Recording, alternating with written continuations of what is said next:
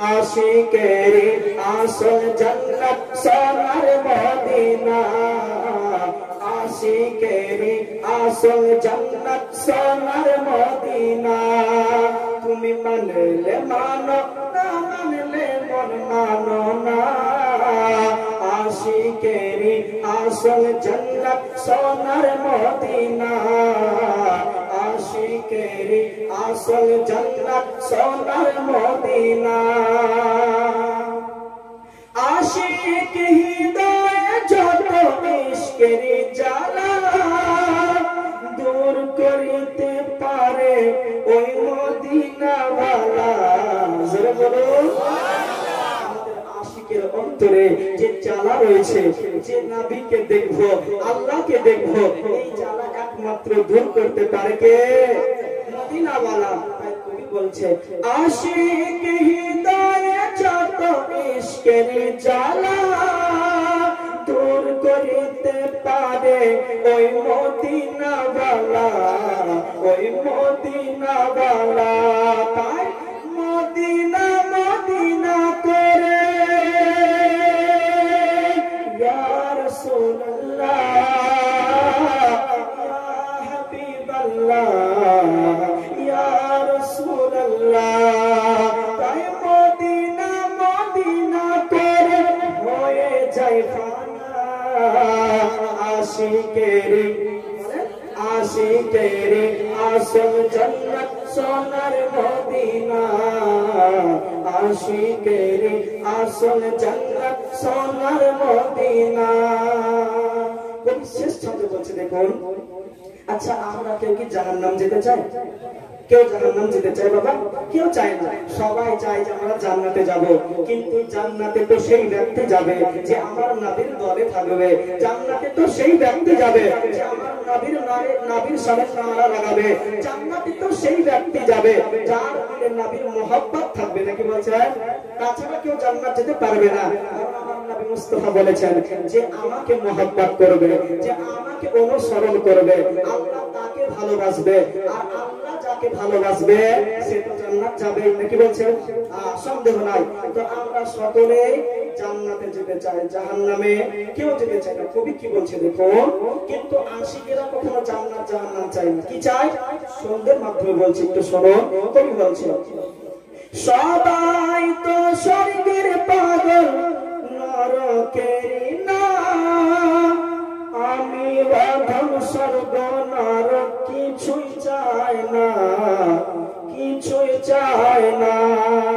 এবার আপনার আমার মতো সাধারণ মানুষ বলবে যে মৌলভী সাহেব আপনি বলছেন কিছুই চান না জাহান্নামও যাবেন না জান্নাতও যাবেন না তো আল্লাহকে আরো কিছু বানিয়েছে নাকি জি না মুসলমান জান্নাত জাহান্নাম কেন যেতে চাই না তার কারণটা পরের ছন্দে বলছি শুনুন আশিকেরা কখনো জান্নাত চাইবে না জান্নাত আশিকদেরকে চাইবে বলেন সুবহানাল্লাহ তাই কবি বলছে সবাই তো স্বর্গের পাগল নরকের না আমি অধম স্বর্গ নরক কিছুই চাই না কিছুই চাই না কেন কামনা শুধু দিদারে ইয়া রাসূলুল্লাহ ইয়া হাবিবাল্লাহ ইয়া রাসূলুল্লাহ কামনা শুধু দিদারের নবী রব্বানা আশিকেরে আসল জান্নাত সোনার মদিনা আশিকেরে আশিকেরে আসল জান্নাত সোনার মদিনা আপনারা বুঝতে পারলেন কি ছন্দটা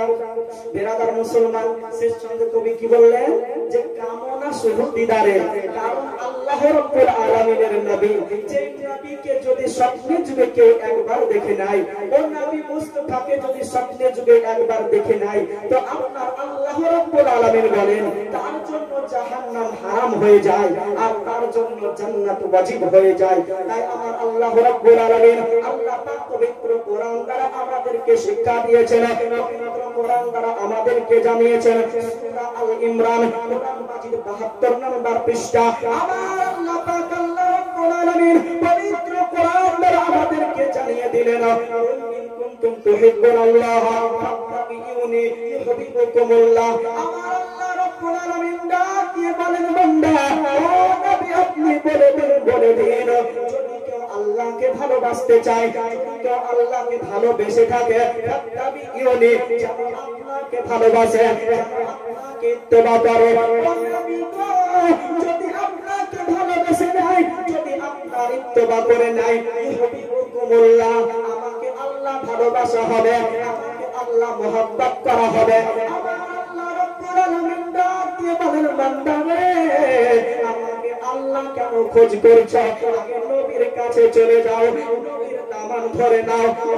মুস্তাফাকে যদি কেউ স্বপ্নে যুগে একবার দেখে নাই রে বাবা, কোন খারাপ জিনিস দেখলো না, কোন শয়তানের ওয়াসওয়াসা দেখলো না। ও নবী মুস্তাফাকে যদি কেউ স্বপ্নে যুগে একবার দেখে নাই, আমার আল্লাহ রাব্বুল আলামিন বলেন তার জন্য জাহান্নাম হারাম হয়ে গেল, আর তার জন্য জান্নাত ওয়াজিব হয়ে গেল।